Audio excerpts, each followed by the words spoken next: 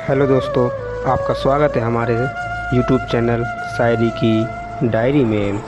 दोस्तों, एक तरफ़ा प्यार फिल्मों में अच्छा लगता है, मगर असल ज़िंदगी में ये आपकी रोमांटिक लव स्टोरी को सैड लव स्टोरी में आसानी से बदल दे सकता है। अक्सर लोग ये बात भी महसूस करते हैं। तो चलिए सीधे इस सैड लव स्टोरी पे आते हैं और कहानी का लुत्फ़ लेते हैं। कहानी शुरू करने से पहले आप हमारे चैनल को सब्सक्राइब कर दीजिए और वीडियो को लाइक कर दीजिए, और हो सके तो अपने दोस्तों तक शेयर कर दीजिए।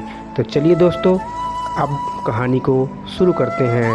अभिजीत अभी कॉल सेंटर की आबो हवा से पूरी तरह से वाकिफ़ नहीं हुआ था।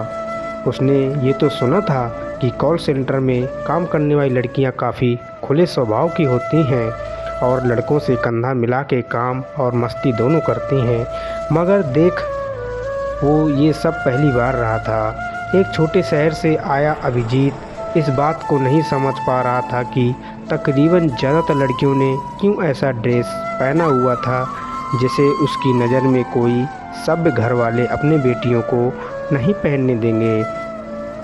काम तो सुशील ढंग के कपड़े पहनकर भी किया जा सकता है। अभिजीत ने मन ही मन में सोचा और गहरी सांस ली। उसने अभी एक ब्रेक लेना था। सिगरेट पीने की पूरी आदत थी उसे, वो जानता था इस बात को, मगर अभी तक छोड़ नहीं पाया था। कैंपस से बाहर निकलकर अभिजीत ने एक चाय ली और अपनी सिगरेट को सुलगाई।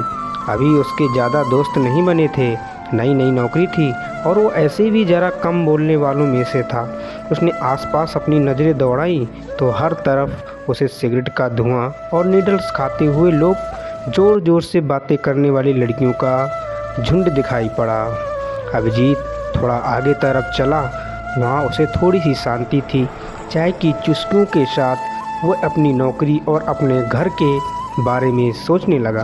अचानक उसे लगा जैसे कोई उसे देखे जा रहा है।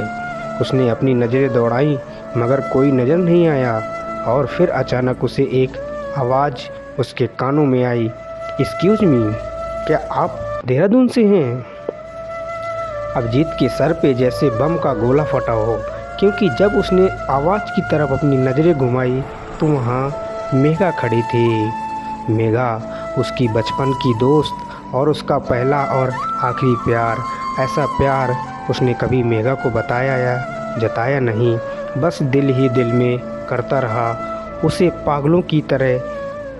फिर जब अभिजीत के पापा का ट्रांसफ़र हो गया तो उन्हें देहरादून छोड़ना पड़ा, मगर आखिरी वक्त तक अभिजीत ने मेघा को अपने प्यार के बारे में कुछ नहीं बताया था। उसे डर था कि अगर मेघा बुरा मान गई तो वो एक अच्छी दोस्त भी खो देगा, और आज तकरीबन 12 सालों के बाद यही मेघा उसके सामने खड़ी थी।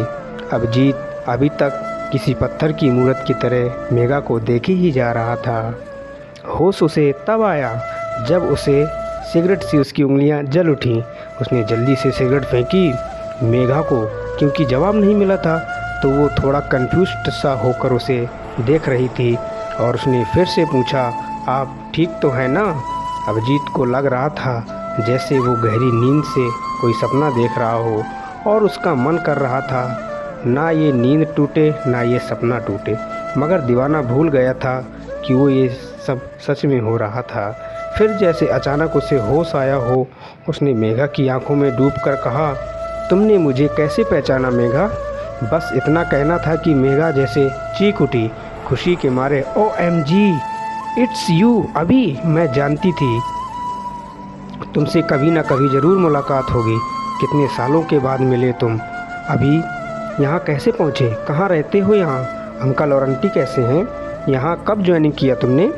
ये सारे सवाल मेघा ने एक ही सांस में किए थे, और उसने अभिजीत को कुछ भी बोलने का मौका नहीं दिया अभी तक, और बोलना चाहे भी कौन रहा था उस वक्त। अभिजीत तो मेघा को देखकर मेघालय पहुँच गया था, बादलों में उड़ता हुआ, और उसकी उस उड़ान को और ऊंचा उड़ा रही थी मेघा, जिसने जाने अनजाने बेहद खुश होकर उसका हाथ अपने हाथों में लेकर पकड़ा हुआ था। अभिजीत को अचानक से याद आया वो ब्रेक पे है और उसे वापस जाना है। मेघा, तुमसे इतनी सारी बातें करनी हैं, इतना कुछ कहना है। वो यहाँ सब तो नहीं हो पाएगा। मैं अगले ब्रेक में तुमसे मिलता हूँ, तुम यहाँ मिलोगी, बस ये बता दो। अभिजीत ने ये कहा, ज़रूर, मगर उसकी आवाज़ बता रही थी कि उसका जाने का मन बिल्कुल नहीं था। नौकरी थी सो जाना ही था। मेघा ने हंसकर कहा, बताऊंगी, मगर प्रॉमिस करो दोबारा गायब नहीं हो जाओगे। अभिजीत मुस्कुराया और बोला, कुछ भी नहीं। 2 घंटे के बाद वक्त का फिक्स किया दोनों ने मुलाकात का, और अभिजीत बादलों की सवारी से उतरकर यथार्थ की दुनिया में ज़मीन पे अपने कदमों के सहारे ऑफिस के अंदर चला गया। जब तक मेघा उसे देखती रही, वो घूम घूम के उसे देखता रहा। मेघा भी मुस्कुराते हुए उसकी तरफ देखती रही।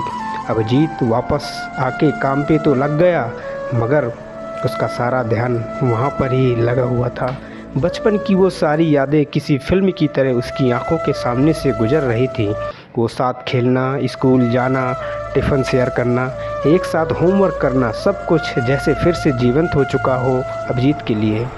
अभिजीत ने काम करते करते मन पक्का कर लिया कि अगली ब्रेक पे जब वो मेघा से मिलेगा तो एक पल भी नहीं रुकेगा और उसे सीधी बताएगा कि वो कितना प्यार करता है। उसने बचपन में हुए और आज भी सिर्फ उसी से प्यार करता है। उसने एक गहरी सांस छोड़ी और मन ही मन मुस्कुराया, ये सोचकर कि उसके बचपन का प्यार आखिर उसे आज हासिल हो ही जाएगा। अचानक उसने अपना वर्क स्टेशन शांत और बहुत अच्छा लगने लगा। उसने मेघा का ड्रेस याद किया, कितनी प्यारी सी लग रही थी मेघा गुलाबी सलवार कुर्ती में। वो भी तो यही कॉल सेंटर में काम करती है, मगर कितनी अलग है वो इन सारी लड़कियों से। अपने आसपास की लड़कियों को देखते देखते अभिजीत ने सोचा, उसके होंठों पे एक शांत और प्यारी सी मुस्कुराहट दौड़ गई। अभी वक्त था अगले ब्रेक का।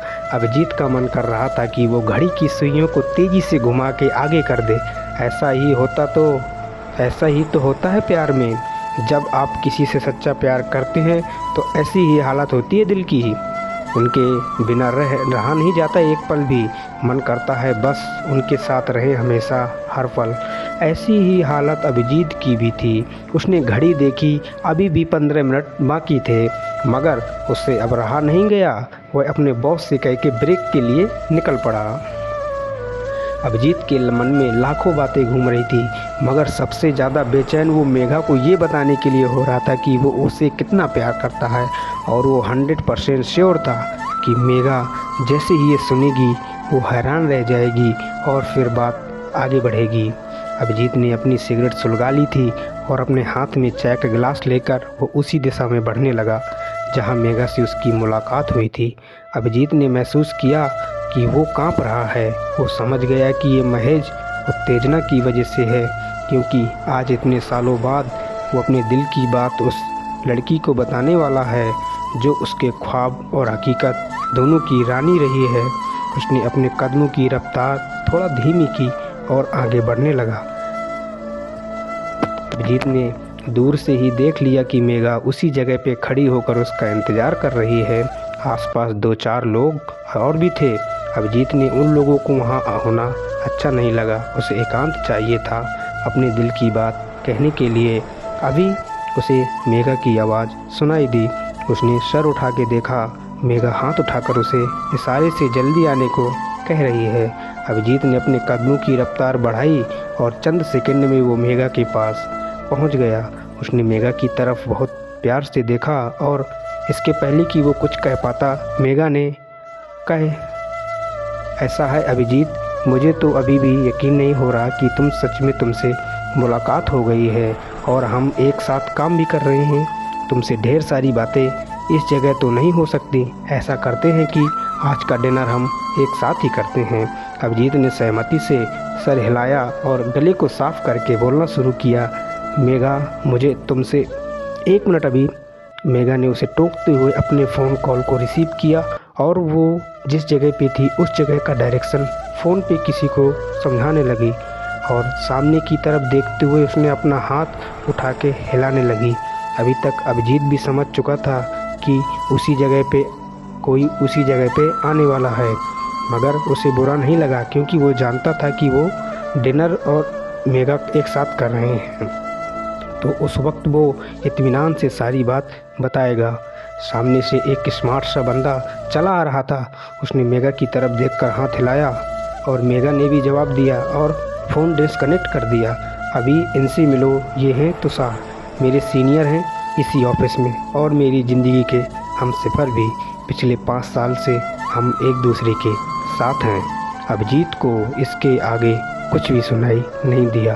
उसके कानों में जैसे बम के धमाके हो रहे हों, कैसा शोर सा सुनाई दे रहा था उसे।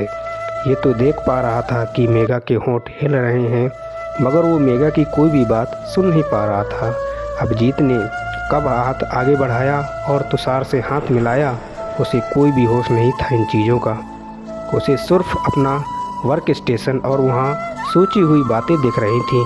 अचानक से जैसे वो नींद से जागा और मुस्कुराते हुए तुषार से बोला, आपसे मिलकर बहुत अच्छा लगा। अभी तुषार हमारे साथ भी डिनर पे चलेंगे। ये डिनर का आइडिया दरअसल इन्हीं का था।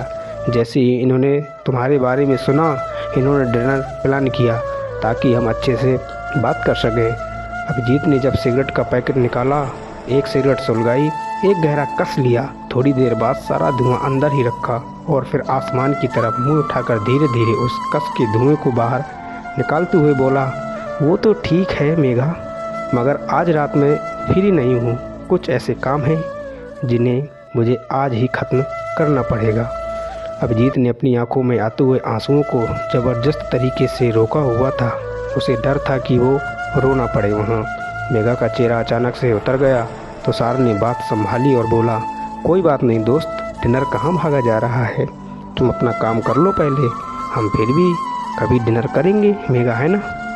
मेगा ने सिर्फ सर हिलाकर कहा, हाँ कहा, बिना कुछ कहे सुने। जैसे ही तीनों ने हर बात सुन और समझ ली थी। ज़रूरी नहीं कि समझने के लिए ही बोला जाए, बहुत बार खामोशी भी काफ़ी कुछ बोल देती है। अभिजीत के लिए 1 मिनट भी रुक पाना मुश्किल हो रहा था। उसने तुषार और मेगा से हाथ मिलाया और फिर मिलने की बात कहकर वापस आने के लिए मुड़ गया, मगर तब तक मेगा उसकी आंखों की नमी देख चुकी थी। अभिजीत ने अपनी आंखें पोंछी। सिगरेट उसकी उंगलियों को जला रही थी, मगर उसने सिगरेट पे अपना काम करने दिया।